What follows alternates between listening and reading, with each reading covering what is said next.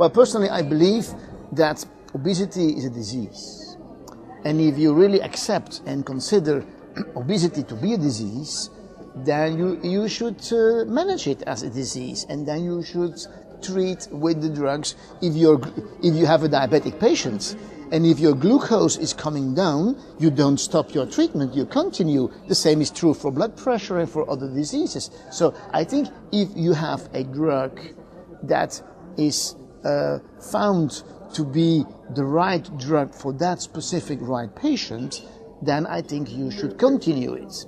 However, for many of the drugs we have these days, the long-term efficacy and also the long-term safety data are ranging from 2 to 4 years. So that's the available information we have for the moment.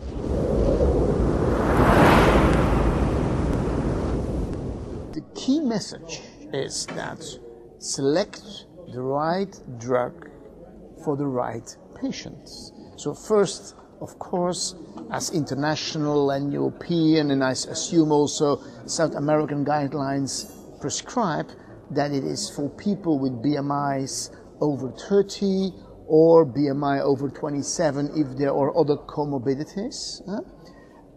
You need people who are willing to embrace also to be physically active, to include lifestyle intervention.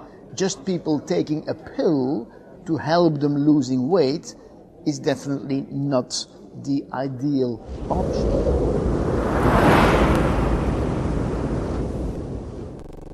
Depending on what kind of drug you have will be important to define the right patients. For instance, I think that if you select a patient for a lipase inhibitor, that this is mostly for people who are fat eaters.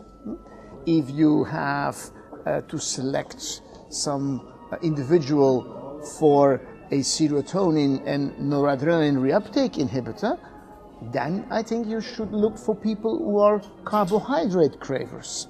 And finally, if you have the individual with cardiometabolic risk, with abdominal adiposity, then you can consider to go for a cannabinoid receptor antagonist. So for each drug, there is a very specific patient profile.